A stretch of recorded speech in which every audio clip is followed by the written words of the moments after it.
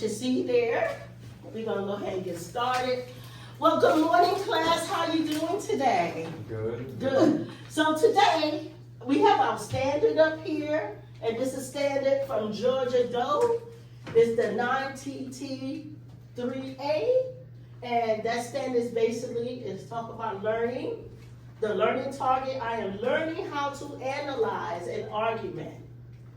Can someone read this? Y'all read it together. I'm learning. Everybody. I am learning how to analyze arguments. So when I ask you, I am learning how to analyze an argument, what am I saying? I'm learning how to analyze an argument. So when you're reading a text or reading a story, what the reader or what the author is trying to see if y'all can be able to analyze what the author is putting out there in the reading. So there's a sheet I gave you that states guided notes for introducing to an argument. What is an argument? An argument is a statement or is a statement or a set of statements that present a what? Claim. Can y'all all say claim? Claim. And to support with what? Evidence. Very good. And facts. In persuasive writing or speech, arguments are used to what? Convince an audience to accept particular opinion. Can you say opinion? Opinion. Or takes a specific position. Position. Okay. So here I have like a mini lesson, and we're talking about analyzing the argument, right? The objective is student will learn how to identify and evaluate an author argument by what? Analyzing a claim, evidence, and reasoning. Okay? So here, hold on one second. I should have had that out. So when we talk about claims, we are talking about information that support what? We talking about information support what? The statement. Okay, it could be the statement, but support what? The claim. Claim. Okay. So I'm gonna ask you again. What is a claim? It's a statement or an argument statement.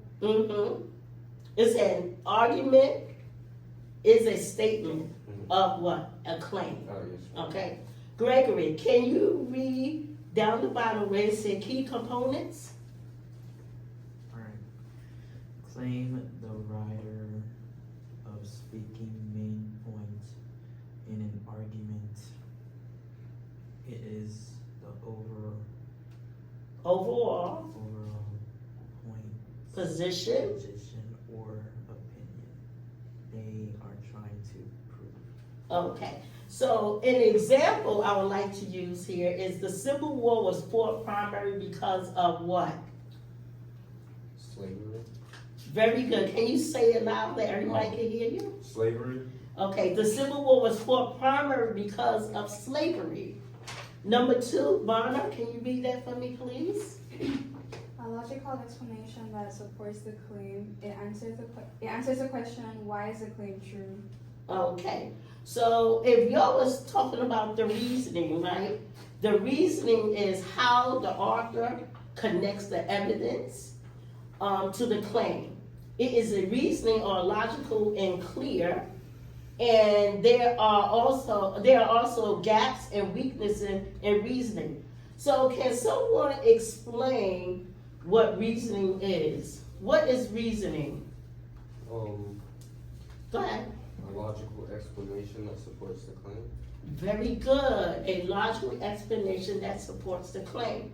So when you're reading, like we was reading like the Leaps story, that was the author wanted us to identify the claim, the evidence, and the reasoning. Okay, so that is so very important that you capture that information. Pay attention.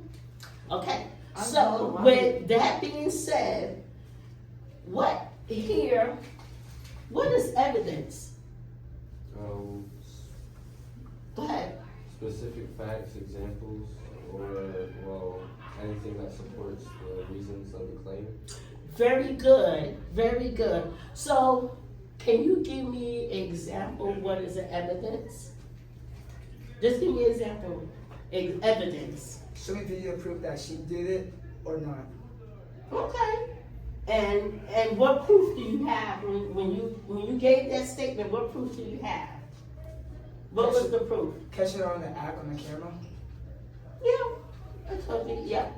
Okay. So here is talk about the evidence have specific facts.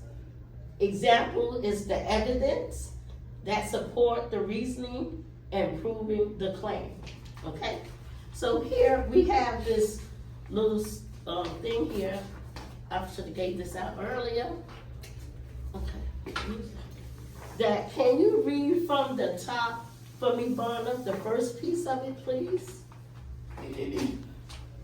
When the ocean liner Titanic sank in April of 1912, one of the few men to survive the tragedy was J. Bruce Ismay.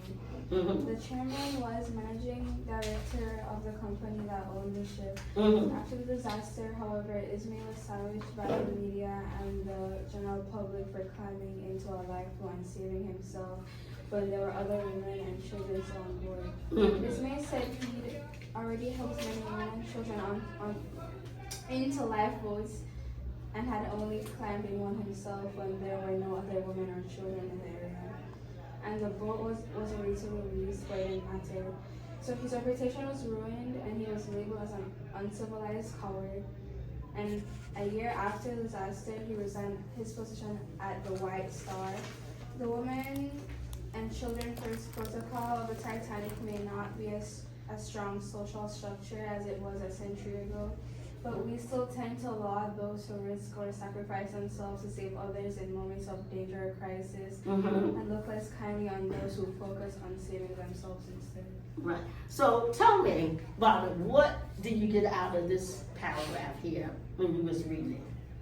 We were bashing him for not helping more women apparently, Mm-hmm. and calling him a coward, uncivilized coward. Right. Okay.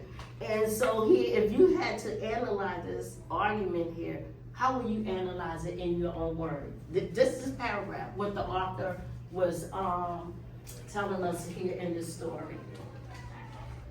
What's the author saying here? Survival is selfish. Yeah, that's part of it. So the author was introduced the antidote, right? And he wanted us to analyze the argument in this little paragraph that we have here. Because it said, if forced to choose life, will you save your own or someone else? Who life will you save, yourself or anyone or someone else? Myself. Okay, and you could tell me why? Because what would I get from saving other people? Nothing really. Well, that's what I think. Okay. And Gregory, what do you think? I think that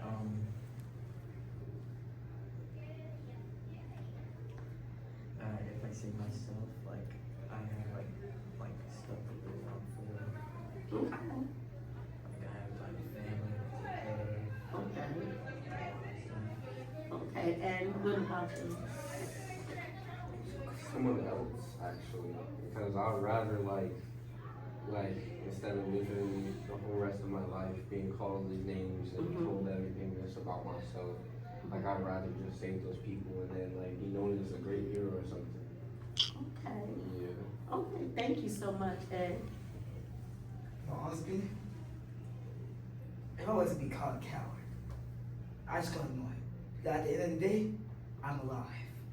I'm alive and well. I always saved many people today. I should be granted to heaven. Period. Okay, I take that, okay, very good. So basically, this story was talking about more so about is survival selfish. So even some of y'all say you will save yourself, you will save others. What happened to those individuals that is stuck out there? What would happen to them? Well, they would get to continue their lives